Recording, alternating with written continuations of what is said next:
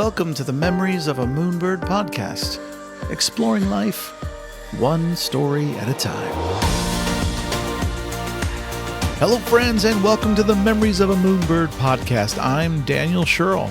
Today on the show, she's been serving with the United States Air Force for more than 15 years. As an airborne systems engineer, she spent more than 3,500 hours in the air and has been to more places than most people will visit in their lifetime.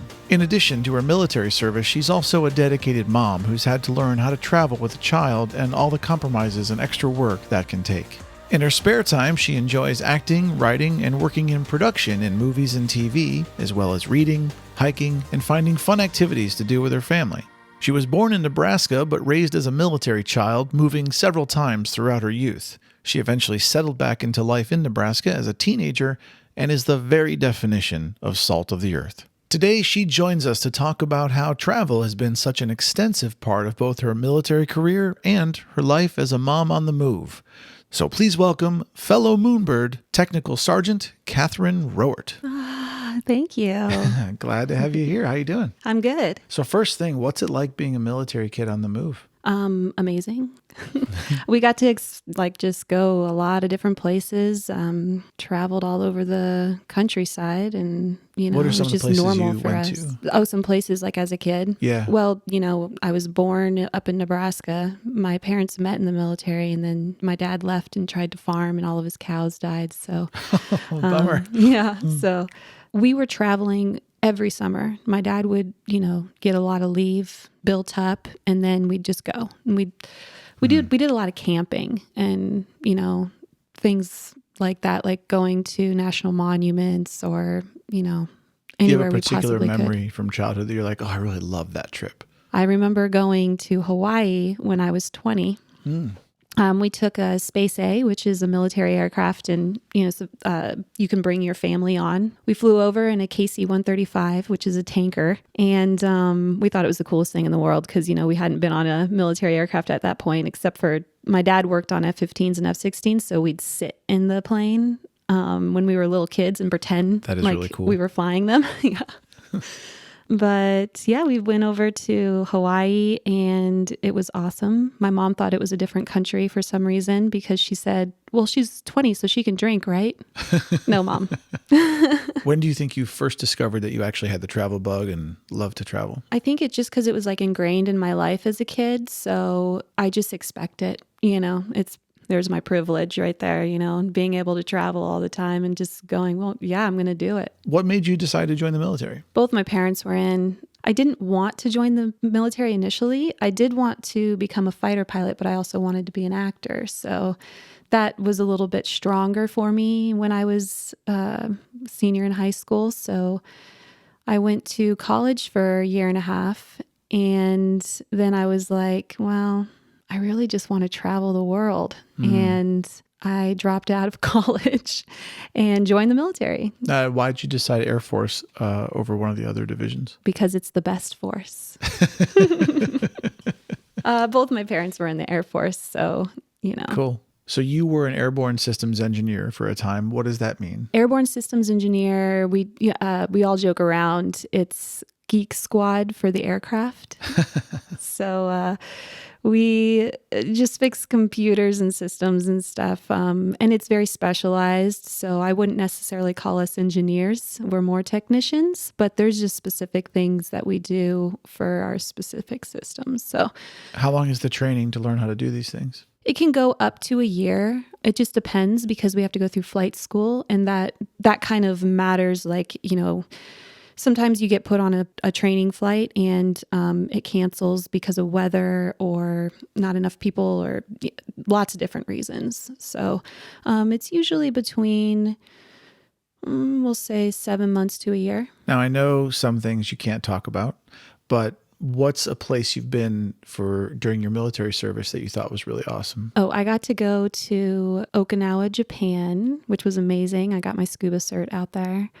And then I also got to go to Greece, Crete, the little island that Turkey and Greece fought over for a long period of time. So there's a lot of ruins. And we did this really fun hike, 13 miles down this huge hill into this little coastal town where either you have to do a hike down or take a boat because there's no other there's not very many ways to get there.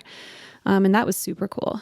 That's awesome. Yeah. In general, over your military career, as you've traveled to different places, are you allowed time to go explore and see the different countries and places, or is it fairly restricted? Well, sometimes I'm not. I've been to a few places that we didn't really have a lot of time. I do know people that make time. Overall, they kind of give you it's like a regular work day. So you try to fit in as much as you can when you have your time off. But that is the one thing about the military aspect of traveling is you don't get to do all the things that you want to do, and you do your best to make time for it. But it's still wonderful being in a different country and being out. Do you guys, when you were doing the airborne systems engineer stuff, did you guys refuel in the air? Yes, we did. Okay, so what's that like? Because I've seen it on TV and it looks really scary. It's not that scary, actually. I mean, I think the scariest is when you're on a training flight and there's a new pilot learning how to do it. And we're all in the back experiencing his indiscrepancy or her indiscrepancies. But they have to lock a small fuel thing into a port, basically, right? So then the two planes have to stay at the same velocity and everything. So that, yeah. Oh yeah, and you have I know you can't see my hands, but the pilot is like moving it around like this, and just trying to stay aligned with the other one and then the other plane is doing the same thing. So they're both and I've actually been able to sit up in the cockpit several times while they do it too. A friend of mine from high school is a refueler. So she's in the little boom. And one time she saw me and we're waving at each other from plane to plane all the way 25,000 feet in the air. Yeah. 25,000 foot in the air reunion. 25,000 feet in the air. That's right. So does the hose that has the fuel line itself coming from the refueler to your aircraft, is it flexible and moves because the planes are? Yes, it does. Yeah. And she actually pushes it out too once we get close enough. I don't know how her job works, honestly, but you can see it kind of moving and then she'll move it towards the plane. So it's crazy. Yeah, it's pretty cool. And you can hear it goes it sounds like something hit your plane, it's like. I hope it sounds just like that. Just like that. No, a little bit louder. Like someone had too much dairy. So where are some of your favorite places that you've traveled as a civilian? Well, let's see. I went to Australia. I know a lot of people have been to Australia. It is exactly how a lot of many as you think, actually. Oh yeah, okay. At least in America, I think most people think of Australia and New Zealand as that very far away place. Yeah, but I mean, it is so great. I mean, it's beautiful and fun to visit, but it's also the people are very inviting. Mm-hmm. So, and they get to travel a lot. You usually hear about Australians if you go somewhere. And you're not really sure if you should go, it's an Australian's probably been there, so you might as well go, right? Yeah. But yeah, I went to Sydney and Perth, so I got to see both sides of the country. And I have a friend that lives out there right now, so she lives in Brisbane, so I'll probably go out there next year, fingers crossed. When you travel to a new place, how do you like to get acquainted with it? And I tell people I like to talk to people, go to a bookstore, have a meal. What's your thing? Same with those things, actually. I like to walk around and copycat. I know, right? Yeah. It's so cool to experience. There's this thing that we did when I was in acting classes, and we'd go out in college and just watch people walk around and experience the interaction that people have, even if it's just for 2 seconds, And I like to do that with people in different countries. And if you do that and you notice people, everybody is so different, and their culture really comes out just within movements that they do and stuff. So, and I like to copycat, and maybe that's an actor in me or something. So I like to, and it gives people comfort when you do the same things as them. So that's what I like to do. So you're a chameleon. I am. What's something you don't like about travel? How expensive it is sometimes. The unknowns that... the cultural unknowns that you don't, I try to research as much as I can before I go somewhere, but I also, there's certain things that certain cultures don't like, And sometimes we do as Americans. And people can tell right away when you're an American when you go to a different country. Or even around the country here in the United States, people can tell that you're from a different area, you know? Sure, by behavior or accent or... Yeah. And maybe sometimes when you try to do something, people don't like it and you don't know about it, you know? That kind of bothers me. But honestly, that's digging. So Okay. I like most things about traveling. If you were going to recommend one place that you think everyone should try to visit in their lifetime, would it be Australia? You know, I have this thing where I don't like favorites because I feel like if you say a favorite place, then because you never know. Like, you know, blue is beautiful, but so is red, you know? So I like to say, like, just go. If you are interested in something, you know, if you're just wanting to experience something new and you've learned about a specific thing and you like, oh, I want to learn about that more, go. Go learn about it. Go view it. Go do something. Absolutely. So, no, I wouldn't necessarily say Australia is the place to go. I'd say go all over. Go do everywhere. all the things. Yeah. Does your military experience get you free travel? Yeah, military, I mean, there are benefits to it, but so is AAA, and sometimes AAA has better benefits. So the Space A program with the military is really great because, you know, you can hop on an aircraft anytime, but if anything breaks or you're kind of at the mercy of the military aircraft. So definitely you need to have funds to be able to get home in time, or, you know, maybe you break and you have to stop in Hawaii instead of going all the way over to Australia, or, you know, something like that. Now with this program, do you have a commercial seat, or is it comfortable? It's like the jump seats, you know? Are they comfortable or no? Not really. It's the, you know, the parachute. Not all, some planes do actually have seats, but not all of them do. So That's still cool though. yeah. Has the majority of your travel in your life been with other people or by yourself? Usually it's been with other people. I've definitely taken a lot of road trips by myself. And do you like road tripping? I absolutely love it. Yes. It's one of the best things, especially just like, I don't know. I like driving on my car and like listening to music, or even just like being with my own Listening to thoughts. the Memories of a Moonbird podcast? Exactly. I've listened to all of the episodes so far. I came back from a deployment with a friend of mine, and we had 2 weeks of leave. So I took that 2 weeks of leave, and we went from Nebraska out to, I think, Kentucky, and then Pennsylvania, and then New York City, and then we drove all the way back. And in Kentucky, we stayed at this gorge, and I can't remember. Red River Gorge? Maybe that's what it was. Yeah, that sounds right. We went kayaking. We did some hiking. We camped the entire time. Awesome. And then we went to the Red River Gorge, and then we went to Ohio Pile State Park in Pennsylvania, and we went whitewater rafting. And we ended up befriending a bunch of the people that worked there for the summer because they were all kind of our age. So we ended up going out with them and hearing their stories about traveling and being adventurous. And we were like, wow, we got to do this more. That's cool. Yeah. What a great experience to have at a younger age too, to see how great it is to go out there and talk to people and meet new people. And Yes, that's what it's all about. Have you ever had to overcome any kind of particular challenge while traveling that looking back, you're proud of, I overcame that thing? The first thing that comes to my mind would be not being prepared for something and just going and doing it. And, I would like to know what I'm doing when I'm going somewhere so that I can like make the best of my time. Or when you go out without having a plan, it's kind of fun to like just go out and do something. You just don't get all of, you don't get to do all the things that you want, that you eventually go, oh, I want to do that once you're out there. And then you don't get to do all those things. So that's the only challenge I think I've experienced. I'm sure there's others, but they don't come to mind because I'm always thinking like, I just had a great time. If you were talking to someone and they hadn't had a lot of experience traveling, what 1 or 2 travel tips would you give them from your experience and say, well, hey, just general advice, here are a couple of things you should remember? Bring a book, bring layers. Don't forget those layers.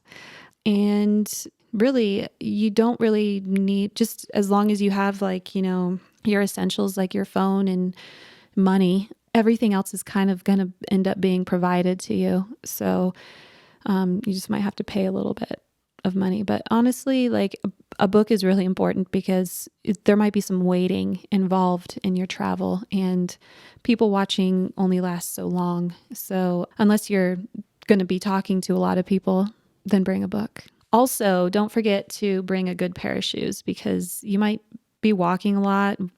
Just being on the plane, you're supposed to have, you're not really supposed to have open-toed shoes or anything. Like bring a good walking shoe. I actually, in my travel tips, talk how important it is to not only have good shoes, but to actually go get fitted for shoes properly, where they're going to measure your foot, they're going to measure your width, and they're going to, give you the right support, find if you're pronating or whatever, and really get good walking shoes if you're going to travel, because it makes the difference between a bad trip or a good trip in a lot of ways. Absolutely. Absolutely. That's a good, God, Katie, we're so awesome. Suggestion.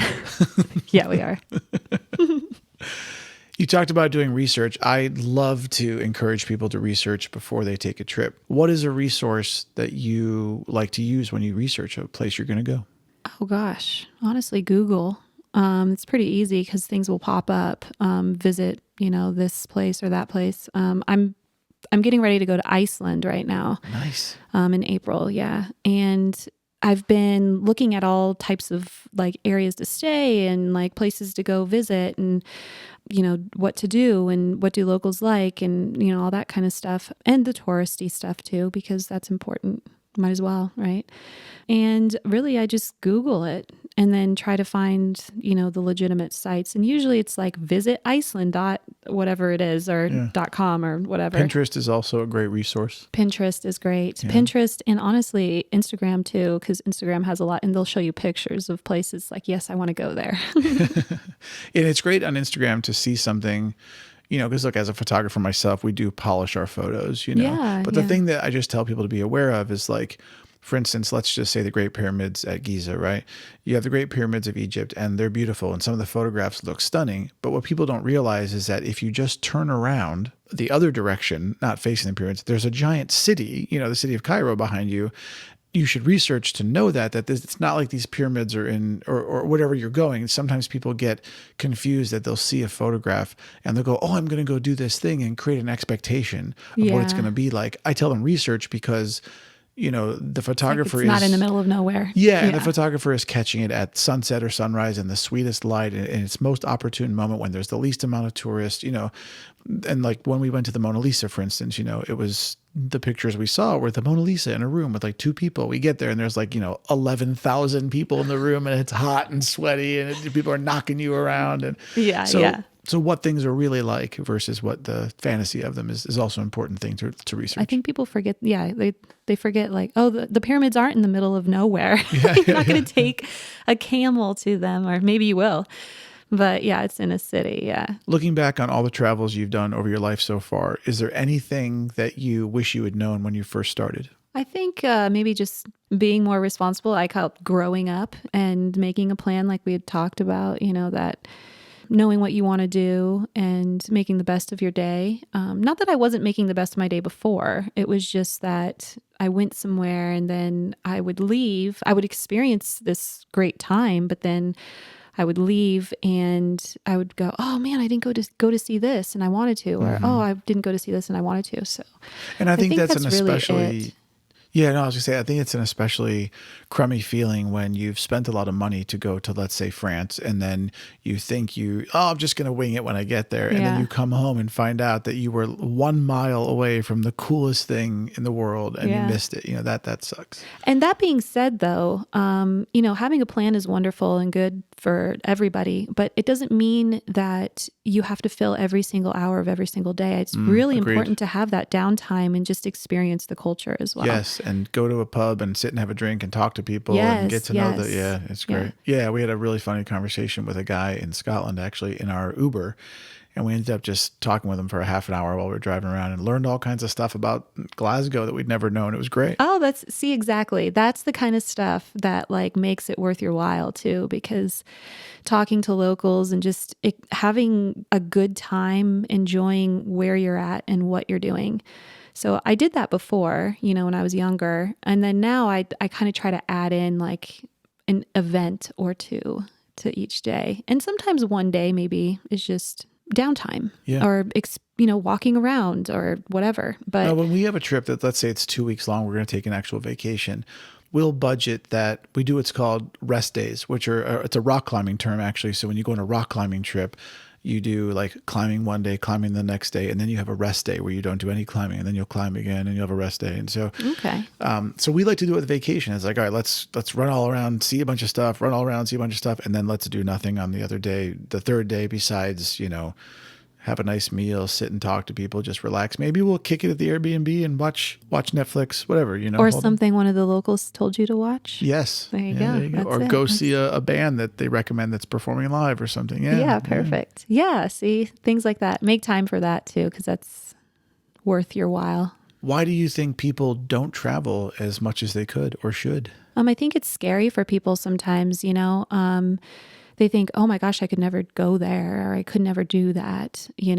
That would be just so much work and it is sometimes, traveling when you're not used to it. It's exhausting. It can be. And just trying to stay aware of your surroundings and what you're doing. And it can get, to be a lot. And I think you travel as a mom. I do. I'd love to hear you talk about what that's like, and maybe for other parents out there. That's a new adventure all in itself, for sure.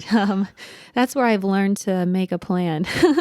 So, when Penny was really little, it was tough, but it was easier. I don't know. I wouldn't say easier, but easier in other ways than it is now, because she's very much aware of her surroundings. She likes to tell me no.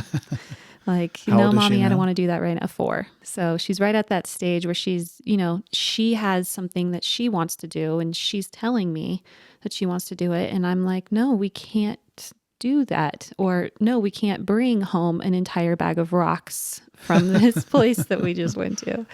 So yeah, that happens all the time. So just things. But when she was little, it was easy because I breastfed. So when I was on the plane and any kind of if she cried or if there's any kind of, I just popped her on the boob real quick and shut her up. You know what I mean? It was very easy. Or, bottle, I'm sure. Most moms probably like, yeah, it's fine, because you can keep them in your lap too. Just bring lots of snacks.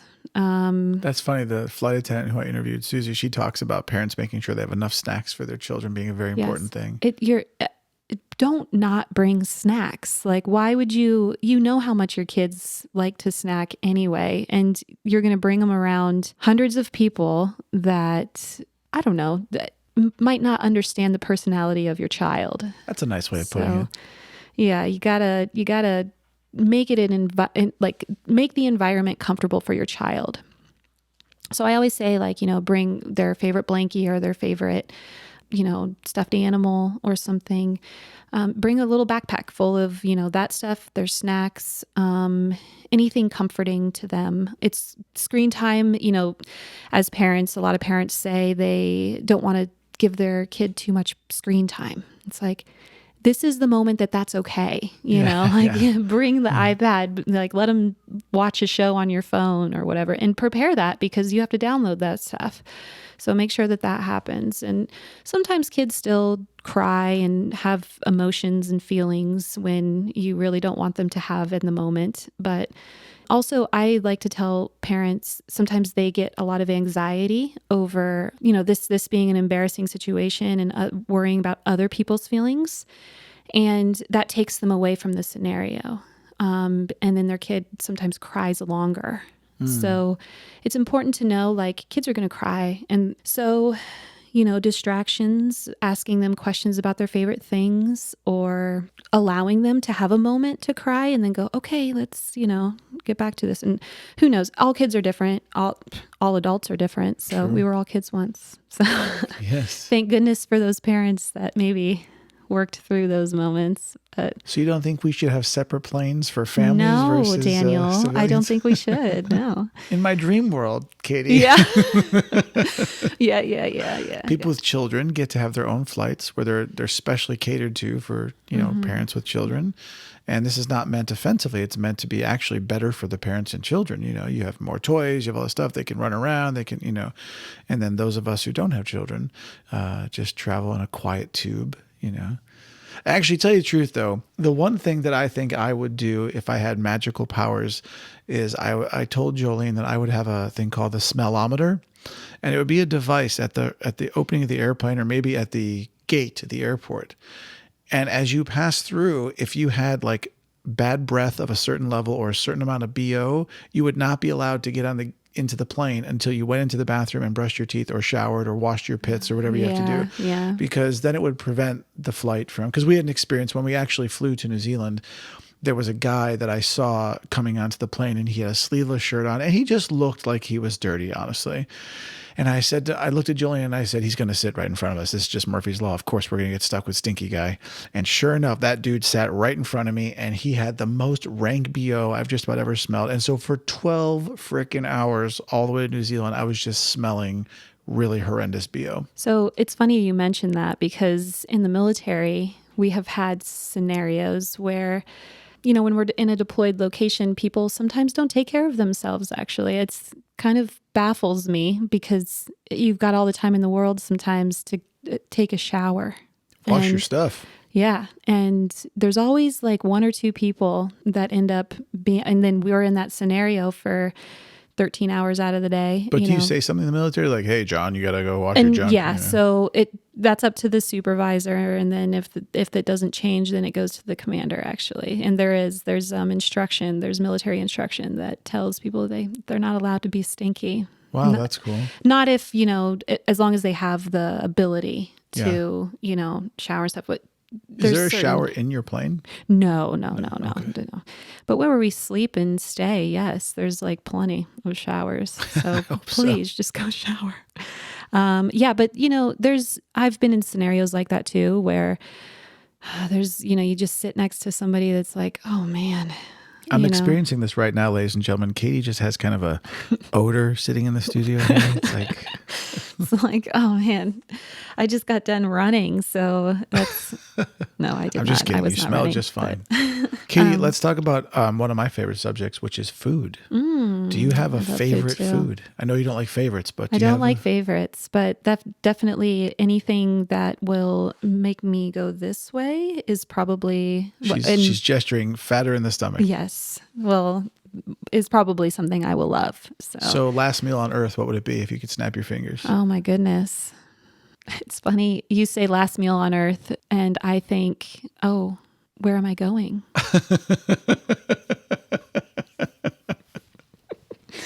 Oh goodness. I'm not even worried about the food. I'm like, where am I going? That's hilarious. Another planet? Have we found the planets that we can... I meant you're going to die and this is the last thing you'll ever eat. Sorry. And then I'll turn to dust and, Yes. food won't matter anymore. But it matters right now. Okay. Let's see. Probably lasagna. Meatless or meat lasagna? Well, meat, definitely meat. Okay. But I like vegetables too, so I don't know. It'd have to be broccoli was one of your favorites, right? broccoli. Yeah. Oh, I said like that all once. types. I like broccoli. I like all foods. I don't know. It's hard Oh, to wait, pick. is there a food you don't like? I don't like mushrooms. Yes, there is. Oh no, I love mushrooms. Ugh, you can have them all. I feel like Italy would be one of my favorite places to visit. That's on my bucket list, specifically for the food and wine. This is very exciting. Oh, I do have a food that I don't like. And I tried it 3 times when I was in Greece. The fishy stuff, the sea urchin. So I went to Greece and they made it like 2 or 3 different ways. So people kept telling me, oh, you should just try it this way or you should try it this way. No, I'm sorry. I like most things, but the sea urchin, I couldn't do it. It was very tough. And you dip it in bread, like the bread in it. And it just would not work. Is there a favorite place you've eaten somewhere in the world? Or since you don't like favorites. I know, it's tough. You keep saying favorite. I'm like, well, let me think of some place that... Well, do you have a memory of some particular meal you ate somewhere that you were like, oh my God, that was such a great meal? I do have a memory of some place I ate, a couple or a few, but Would you like it's not to share with the necessarily audience? my favorite, but it is a very funny memory of food. Do tell. It's the first time my family ever had sushi, and my sister got it, and my dad was trying to teach her how to eat sushi. Also, my dad has never eaten sushi before. So, Was using a fork. no, because they were like, no, let's use these little stick things. I think they're called chopsticks. And my sister went to eat them, and he's like, oh, no, you have to take the black stuff off. And that's just to keep it together. And then once you wrap? eat it, the actual seaweed wrap. Wow. That's hilarious. And we were dying laughing. This is the same place that my mom asked if I could drink because, it wasn't the mainland. Thanks, Mom. I almost got that pina colada if it hadn't been for her. But yeah, that one. And then when I was in Greece, they'd always give us like a little, and I can't remember what the word for it, of course, now because it's been so long, but they would give you a little tiny cup after you ate of like some alcoholic drink. And then you always had to cheers at the end of Ouzo? No, it wasn't ouzo. It was very strong. And people would be like, I can't drink this, but I thought it was the coolest little tradition. So I would always just drink everybody else's for them. Not all of them, because it was hard. It was hard to get down, but it was so cool. I just thought that was like a really cool little, and it kind of relaxed people. And in a lot of other countries, food is the time to like enjoy your food, enjoy your conversation, and enjoy life, So, Do you try to adapt that into your own life at home? well, I try, but American social life is very go, go, go, go, go, go, go. So it's hard to do that. But yeah, there's times we have dinner parties or something like that and just enjoy people's company. But they do that all the time in other places. And I think that's really, really wonderful. I like to ask everybody, what's their whoopee? What's their one security blanket item that they don't travel without? So I know this has already been said, but mine's a book. So I've read a lot of books on planes. I'm just waiting in certain areas. And do you prefer to have a physical book or a digital like iPad? I do, actually. I love the actual book. It makes the reading experience a little bit different to me. I do have a Kindle, but yeah, I like the actual books. So something about it, the smell of it, and while you're reading, and it doesn't kind of, I don't know. Yeah, I like it. I love the smell of books. Yeah, me too. It's one of my favorite smells, actually. Love the smell of rich mahogany. Wait, that's not, okay, yeah.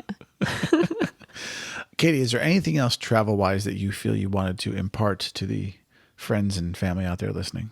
Yeah, just don't be scared to go out and do something if you are able, and you use Daniel's tips to making your travel cheaper and easier to do. Just go out and do it. Like, even if you're scared, just get out there, because the more you experience other cultures and other areas, the more you can make your home life even better, so It really enriches the human experience. it really does. Yeah. And also I want to add on to that I talk about this often as well, but I'm always surprised how many people think that you say the word travel and that means having a passport, going on a big trip. But travel can mean going 10 miles outside your hometown to go to an arts festival down the street, or going to see something cool. Like Jolene mentions, new animal experiences, Here in California, for people that are near the Los Angeles or San Diego area, there's Nurtured by Nature, which is an incredible animal experience. And it's only couple hours away. So there's lots to do. And when you talk about research, I always encourage people to look at what's around your town, talk to your local tourism board. There is tons of free stuff to do right near where you live. Yes, absolutely. The last thing, it's called 299 Philosophical and Life Questions with Moonbird. You get to pick two numbers from 1 to 299, and we'll ask you both those questions right here and now. Okay. So what are your two numbers randomly? 197 and 77. 197. Ooh, this is a good one. If you had to pick one, what is the most important value you would like to teach your child? Kindness. Said without delay. That was impressive. Mm-hmm. It's easy to be mean and hateful. It's harder to be kind. And I think it should be easier. So Let's all be kind to each other. Amen. I agree. And you said 77. Have you ever fallen in love with a sport? And if so, which one? Volleyball. I haven't really watched it much lately at all, but What about volleyball over other sports do you like? it's usually, not always, but usually a bunch of women kicking ass. And I like to play it as well. So Since you brought up women kicking ass, I know you are definitely someone who, I don't like the term feminist only because it says... I'm a feminist. I'm a witchy feminist. Are you? Absolutely. Yeah, you don't seem witchy to me. Well, I'm not, but I like to just say it because it's like, ooh, so scary, Well, I was going to say, I know you're someone who very much believes in equal rights for men and women across the board, and as do I. And in today's culture where women are finally getting a strong voice that they deserve and are finally being heard, and all these things that have been going on, some of the dark stuff that's been brought to light, et cetera, et cetera, et cetera. How does it make you feel as a woman raising a daughter? Oh, well, I think I'm really happy for a lot of these movements.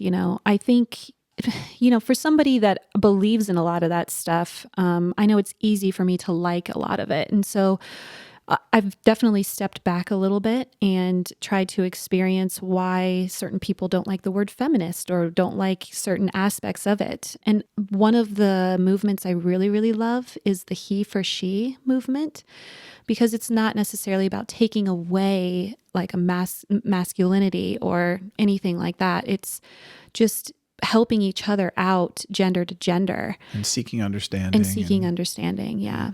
So I'm happy that we have a lot of movement and a lot, because if you truly look at, history and statistics and all that kind of stuff, women are a lot more suppressed in their, in certain areas, but it's important to understand it too. So hopefully more people will be more aware of these things through certain movements that are just trying to teach instead of like lash out. So agreed. I think that's very well said. And I am very encouraged actually that the new generation of children, like your daughter's age and slightly older, I think that the world they're going to create is going to be absolutely wonderful. And I hope I stay alive long enough to see it. I really do. I hope that I am able to do everything I can to make a good human. So let's hope. Well, if she's anywhere near as cool as you, Katie, I think job well done. Oh, thank you. You're so sweet. Thank you for being here and for being awesome. Yeah, no, thank you for being awesome. And have a great day. If you'd like some more Moonbird in your life, and hey, who wouldn't? Head on over to memoriesofamoonbird.com or visit me on social media @memoriesofamoonbird.